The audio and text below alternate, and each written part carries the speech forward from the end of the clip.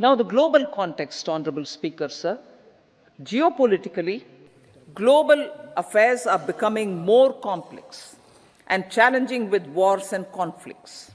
Globalization is being redefined with reshoring and friendshoring, disruption and fragmentation of supply chains, and competition for critical minerals and technologies. A new world order is emerging after the COVID pandemic. India assumed the G20 presidency during very difficult times for the world. The global economy was going through high inflation, high interest rates, low growth, very high public debt, low trade growth, and climate changes. The pandemic has led to a crisis of food, fertilizer, fuel, and finances for the world, while India successfully navigated its way. The country showed the way forward and built consensus on solutions for those global problems.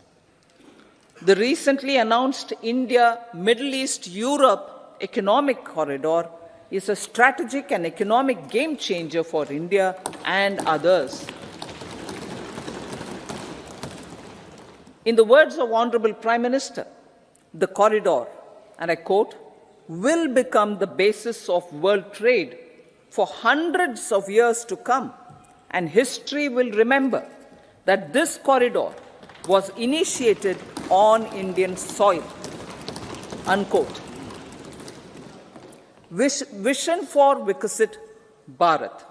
Our vision for Vikasit Bharat is that of prosperous Bharat in harmony with nature, with modern infrastructure, and providing opportunities for all citizens and all regions to reach their potential. With confidence arising from strong and exemplary track record of performance and progress, earning Sabka Vishwas, the next 5 years will be years of unprecedented development and golden moments to realize the dream of developed India by 2047. The trinity of demography, democracy, and diversity backed by Sabka Prayas has the potential to fulfill aspirations of every Indian. As Honorable Prime Minister in his Independence Day address to the nation mentioned, I quote, there is no dearth of opportunities, as many opportunities as we want. The country is capable of creating more opportunities. Sky is the limit, unquote. Strategy for Amrit Kal. Our government will adopt economic policies that foster and sustain growth, facilitate inclusive and sustainable development, improve productivity, create opportunities for all, help them enhance their capabilities, and contribute to generation of resources to power investments and fulfill aspirations. Guided by the principle, reform, perform, and transform, the government will take up next generation reforms and build consensus with the states and stakeholders for effective implementation. It is an important policy priority for our government to ensure timely and adequate finances, relevant technologies, and appropriate training for the micro, small, and medium enterprises, MSMEs, to grow and also compete globally. Orienting the regulatory environment to facilitate their growth will be an important element of this policy mix. Aligning with the Panchamrit goals, our government will facilitate sustaining high and more resource-efficient economic growth. This will work towards energy security in terms of availability, accessibility, and affordability. For meeting the investment needs, our government will prepare the financial sector in terms of size, capacity, skills, and regulatory framework. Aspirational Districts Program. Our government stands ready to assist the states in faster development of aspirational districts and blocks, including generation of ample economic opportunities. Development of the East. Our government will pay utmost attention to make the eastern region and its people a powerful driver of India's growth. PM Awas Yojana Gramin. Despite the challenges due to COVID, implementation of PM Awas Yojana Gramin continued, and we are close to achieving the target of 3 crore houses. 2 crore more houses will be taken up in the next 5 years to meet the requirement arising from increase in the number of families. Rooftop solarization and Muft Bijli. Through rooftop solarization, 1 crore households will be enabled to obtain up to 300 units free electricity every month. This scheme follows the resolve of Honorable Prime Minister on the historic day of consecration of Sri Ram Mandir in Ayodhya. Following benefits are expected. Savings up to 15 to 18,000 rupees annually for households from free solar electricity and selling the surplus to the distribution companies. Charging of electric vehicles. Entrepreneurship opportunities for a large number of vendors for supply and installation. Employment opportunities for the youth with technical skills in manufacturing, installation, and maintenance. Housing for middle class. Our government will launch a scheme to help deserving sections of the middle class, and I quote from Honorable Prime Minister's words, living in rented houses or slums or chawls and unauthorized colonies, unquote, to buy or build their own houses.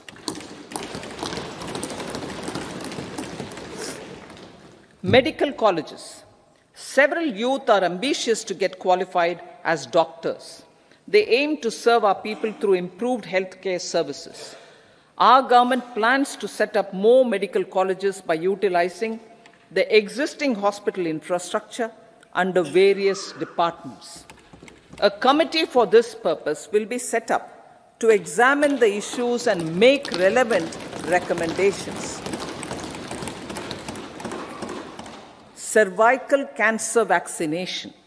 Our government will encourage vaccination for girls in the age group of 9 to 14 years for prevention of cervical cancer. Maternal and child health care.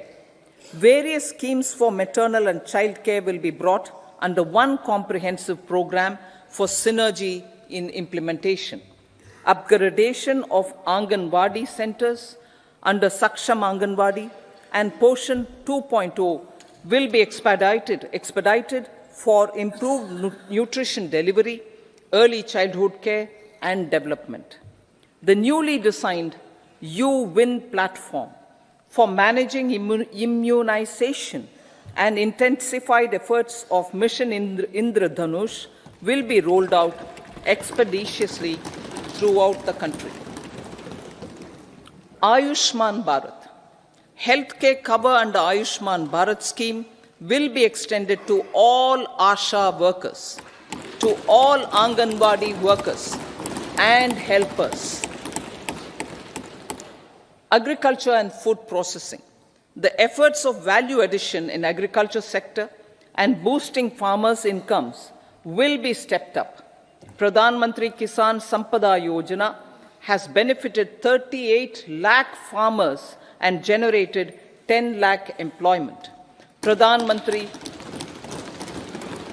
Pradhan Mantri Formalization of Micro Food Processing Enterprises Yojana has assisted 2.4 lakh SHGs and 60,000 individuals with credit linkages. Other schemes are complementing the efforts for reducing post-harvest losses and improving productivity and incomes. For ensuring faster growth of the sector, our government will further promote private and public investment in post-harvest activities, including aggregation, modern storage, efficient supply chains, primary and secondary processing and marketing and branding. Nano DAP. After the successful adoption of nano urea, application of nano DAP on various crops will be expanded in all agroclimatic zones. Atmanirbhar Oil Seeds Abhiyan. Building on the initiative announced in 2022, a strategy will be formulated to achieve Atmanirbharta for oil seeds such as mustard, groundnut, sesame, soya bean, and sunflower.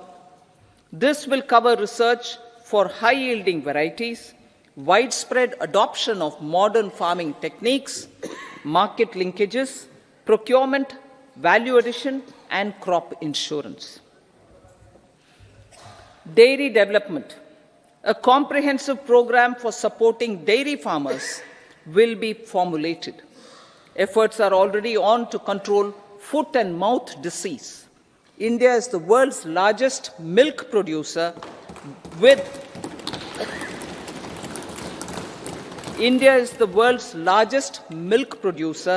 but with low productivity of milch animals. The program will be built on the success of existing schemes such as Rashtriya Gokul Mission, National Livestock Mission, and infrastructure development funds for dairy processing and animal husbandry.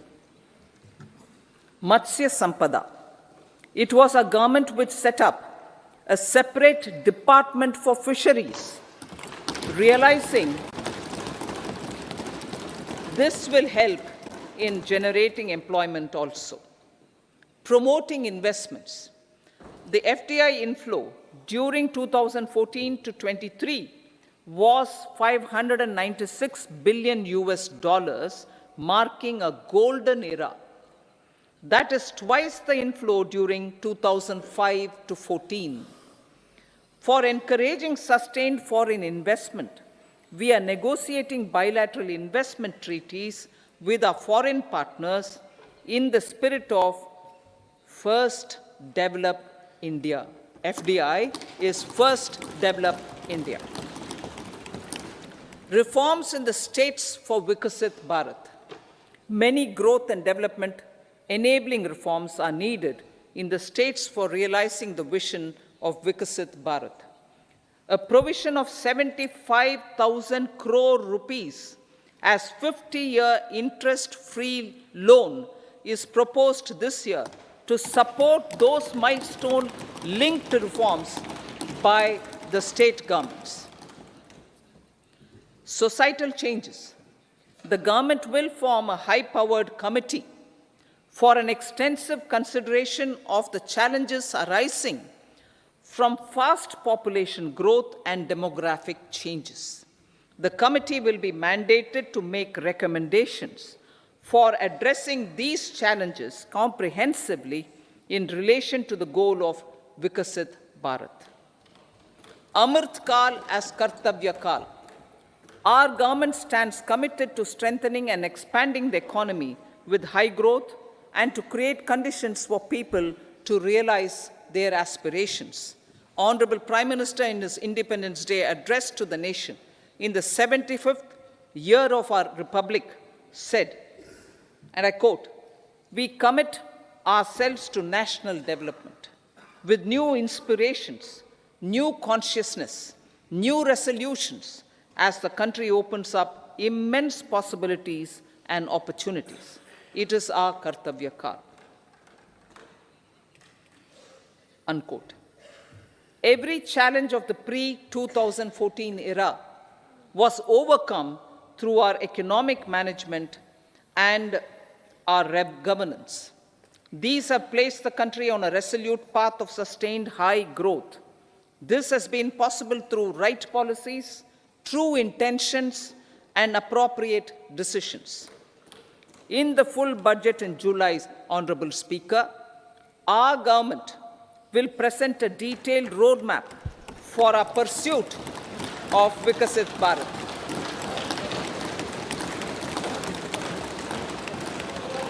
Revised estimates of 2023-24. The revised estimate of the total receipts other than borrowings is 27.56 lakh crores of rupees, of which the tax receipts are 23.24 lakh crore rupees. The revised estimate of total expenditure is 44.90 lakh crore rupees. The revenue receipts at 30.3 lakh crore rupees are expected to be higher than the budget estimate, reflecting strong growth momentum and formalization in the economy. The revised estimate of the fiscal deficit is 5.8% of GDP, improving on the budget estimate, notwithstanding moderation in the nominal growth estimates. Budget estimates for 2024-25. Coming to the year 2024-25, the total receipts other than borrowings and total expenditure are estimated at 30.80 and 47.66 lakh crore rupees respectively. The tax receipts are estimated at 26.02 lakh crore rupees. The scheme of 50-year interest-free loan for capital expenditure to states will be continued this year with an outlay of 1.3 lakh crore rupees. We continue on the path of fiscal consolidation, as announced in my budget speech of 2021-22, to reduce fiscal deficit below 4.5% by 25-26. The fiscal deficit in 2024-25 is estimated to be 5.1% of GDP, adhering to that path. So the gross and net market borrowings through dated securities during 24-25 are estimated at 14.13 lakh crore rupees and 11.75 lakh crore respectively. Both will be less than that in 23-24. Now that the private investments are happening at scale, the lower borrowings by the central government will facilitate larger availability of credit for the private sector. Vote on account. I'll be seeking vote on account approval of the Parliament through the appropriation bill for a part of the financial year 2024-25. I will now move to Part B. Honorable Speaker, sir, over the last 10 years, the direct tax collections have more than trebled and the return filers swelled 2.4 times. I would like to assure the taxpayers that their contributions have been used wisely for the development of the country and welfare of its people. I appreciate the taxpayers for their continued support. The government has reduced and rationalized tax rates.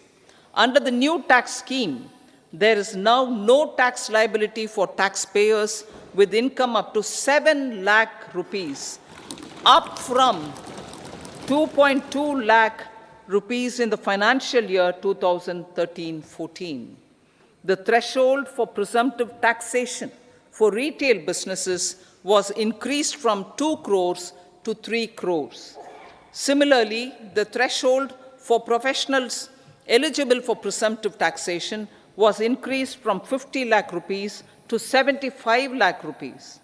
Also, corporate tax rate was decreased from 30% to 22% for existing domestic companies and to 15% for certain new manufacturing companies. Honorable Speaker, sir, in the last 5 years, our focus has been to improve taxpayer services. The age-old jurisdiction-based assessment system was transformed with the introduction of faceless assessment and appeal, thereby imparting greater efficiency, transparency, and accountability. Introduction of updated income tax returns, a new Form 26AS, and pre-filling of tax returns have made filing of tax returns simpler and easier. Average processing time of returns has been reduced from 93 days in the year 2013-14 to a mere 10 days this year, thereby making refunds faster. Indirect taxation. By unifying the highly fragmented indirect tax regime in India, the GST has reduced the compliance burden on trade and industry. The industry has acknowledged the benefits of GST. According to a recent survey conducted by a leading consulting firm, 94% of industry leaders view the transition to GST as largely positive. According to 80% of the respondents, it has led to supply chain optimization, as elimination of tax arbitrage and octroi has resulted in disbanding of checkposts at the state and city boundaries. At the same time, tax base of GST more than doubled, and the average monthly gross GST collection has almost doubled to 1.66 lakh crores this year. States too have benefited. States' SGST revenue, including compensation released to states in the post-GST period of 2017-18 to 2022-23, has achieved a buoyancy of 1.22. In contrast, the tax buoyancy of state revenues from subsumed taxes in the pre-GST four-year period of 2012-13 to 2015-16 was a mere 0.72. The biggest beneficiaries are consumers, as reduction in logistic cost and taxes have brought down prices of most goods and services. We have taken a number of steps in customs to facilitate international trade. As a result, the import release time declined by 47% to 71 hours at inland container depots, by 28% to 44 hours at air cargo complexes, and by 27% to 85 hours at seaports over the last 4 years since 2019, when the national time release studies were first acted. Tax proposals. As for tax proposals, in keeping with the convention, I do not propose to make any changes relating to taxation and propose to retain the same tax rates for direct and indirect taxes, including import duties. However, certain tax benefits to startups and investments made by sovereign wealth or pension funds, as also tax exemption on certain income of some IFSC units, are expiring on 31/3/2024. To provide continuity in taxation, I propose to extend the date to 31/3/2025. Moreover, in line with our government's vision to improve ease of living and ease of doing business, I wish to make an announcement to improve taxpayer services. There are a large number of petty, non-verified, non-reconciled, or disputed direct tax demands many of them dating as far back as 1962, which continue to remain on the books, causing anxiety to honest taxpayers and hindering refunds of subsequent years. Honorable Speaker, sir, I propose to withdraw such outstanding direct tax demands up to 25,000 rupees pertaining to the period up to financial year 2009-10 and up to 10,000 rupees for financial years 2010-11 to 2014-15. This is expected to benefit about 1 crore taxpayers. 1 crore taxpayers would benefit out of this. Economy then and now. In 2014, when our government assumed the reins, the responsibility to mend the economy step by step and to put the governance systems in order was enormous. The need of the hour was to give hope to the people, to attract investments, and to build support for the much-needed reforms. The government did that successfully, following a strong belief of nation first. The crisis of those years has been overcome, and the economy has been put firmly on a high, sustainable growth path with all-round development. It is now appropriate to look at where we were then. I repeat, it is now appropriate to look at where we were then till 2014 and where we are now, only for the purpose of drawing lessons from the mismanagement of those years. The government will lay a white paper on table of the House.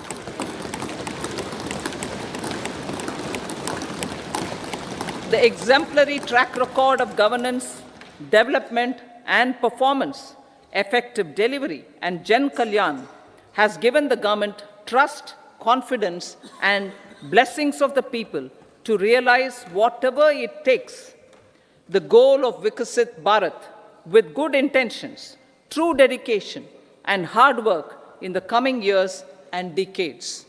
With this, Honorable Speaker, I commend the interim budget to this august House.